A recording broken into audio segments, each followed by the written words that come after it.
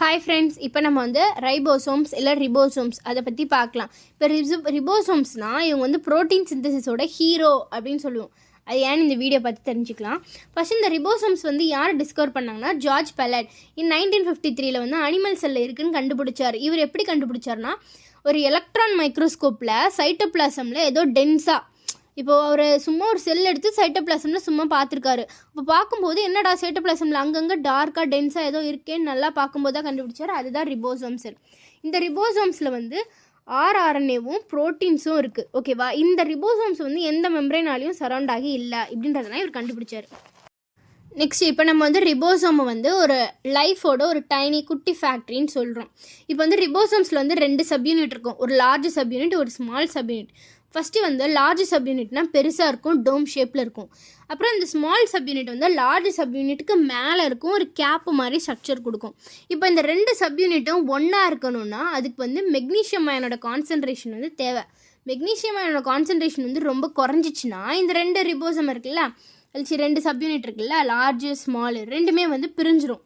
So நம்ம வந்து concentration அதிகப்படுத்த ரெண்டுமே ஒன்றா இருக்கும். அந்த ரெண்டுமே ஒன்றா இருந்தால் அது பேர் டைமர்னு சொல்லுவோம். ஓகேவா?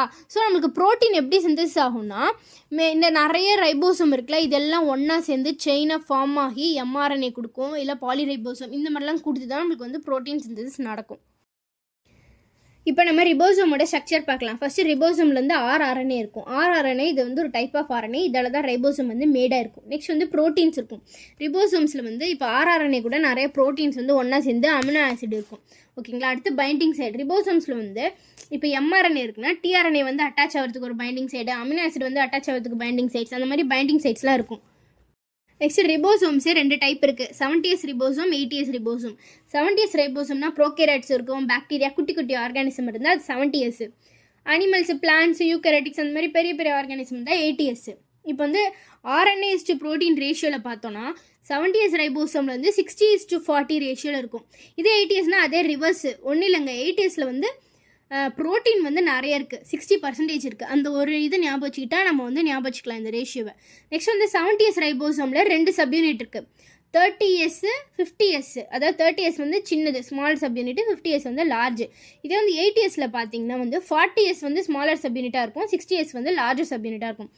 இப்போ வந்து 30s வந்து ஸ்மாலர் சப்யூனிட் சொன்னோம்ல, இதில் வந்து என்ன இருக்கும்னா 21 ப்ரோட்டீன் மாலிகுல் இருக்கும், 16s ஆர்ஆர்என்ஏ இருக்கும். இதே 50sல வந்து 34 ப்ரோட்டீன் மாலிகுல் இருக்கும், 23s and 5s ஆர்ஆர்என்ஏ இருக்குது. இதே இப்போ 80s ரைபோசோமில் first 40s smaller subunit பார்த்தோன்னா இதில் வந்து 33 ப்ரோட்டீன் மாலிகுல்ஸ் இருக்கும், அப்புறம் ஒரே ஒரு 18s ஆர்ஆர்என்ஏ இருக்குது. நெக்ஸ்ட்டு 60s லார்ஜர் சப்யூனிட்டில் பார்த்தோன்னா 40 ப்ரோட்டீன் மாலிகுல் இருக்கும், 3 ஆர்ஆர்என்ஏ இருக்கும், 28s, 5.8s, 5s. இப்போ ப்ரோட்டீன் சிந்தசிஸ் எப்படி நடக்கும்னா 3 ஸ்டெப் இருக்கும். Initiation, elongation, termination. இனிஷியேஷன்னா ஸ்டார்ட் ஆகுது, எலாங்கேஷன்னா கண்டினியூ ஆகுது, டெர்மினேஷனா எண்டு, முடியுதுன்னு அர்த்தம்.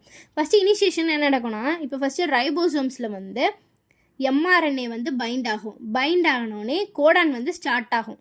ஓகேங்களா? நெக்ஸ்ட் எலாங்கேஷன்னா இப்போ எம்ஆர்என்ஏ அது வந்து ஒரு இப்போ ரைபோசோம்னா ஒரு ரவுண்டாக ஞாபகம் வச்சுக்கோங்களேன். எம்ஆர்என்ஏனா வந்து ஒயர் மாதிரி, இந்த ஒயர் வந்து அந்த ரவுண்டுக்குள்ளே போகுது, அதுதான் இனிஷியேஷன். எலாங்கேஷனா அது உள்ளே போயிட்டே இருக்கும்போது டிஆர்என்ஏன்னு ஒன்று இருக்கும், அது என்ன பண்ணும், அமினோ ஆசிடெல்லாம் கேரி பண்ணிவிட்டு இது ஒரு செயினை, அதாவது இது ஒரு பாலிபெப்டைட் செயினை வந்து கூட வந்து கனெக்ட் பண்ணிகிட்டே வரும்.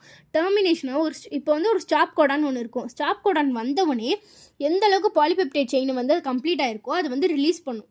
இப்படி தான் வந்து ப்ரோட்டீன் சிந்தசிஸ் வந்து நடக்கும். இப்போ வந்து ரைபோசோமோட பயோஜெனிசிஸ், அப்புறம் அது ரெகுலேஷன். பயோஜெனிசிஸ்னால் என்ன சொல்கிறாங்கன்னா, ரைபோசோம் வந்து கான்ஸ்டண்ட்டாக, இப்போ ஒரு செல்லுக்குள்ளே ரைபோசோம் இருக்குன்னா இது கான்ஸ்டண்ட்டாக ப்ரோட்டீனை வந்து சிந்தசிஸ் ஆகிட்டே இருக்கும். ஸோ செல்லுக்கு தேவையான அளவுக்கு அது வந்து சிந்தசிஸ் ஆகுதா இல்லையான்னு பார்த்து அது வந்து சிந்தசிஸ் கொடுத்துட்டே இருக்கும் ப்ரோட்டீனை. நெக்ஸ்ட்டு ரெகுலேஷன்னா என்னென்னா, இப்போ இது வந்து செல்லுக்கு வந்து இவ்வளோ ப்ரோட்டீன் தேவைன்னா அந்த தேவையான ப்ரோட்டீனை இது வந்து அதாவது ரெகுலேஷன்னா என்ன, ரெகுலராக அது வந்து எவ்வளோ அளவு தேவையோ அந்த அளவுக்கு ஏற்ற மாதிரி அதை வந்து சிந்தசிஸ் பண்ணி கொடுத்துட்டே இருக்கும். ஓகேங்களா? பாய். இதுதான் ரைபோசோம் ஓவர். நெக்ஸ்ட் வீடியோவில் வந்து நம்ம பிளாஸ்டிக்ஸ் பார்க்கலாம்.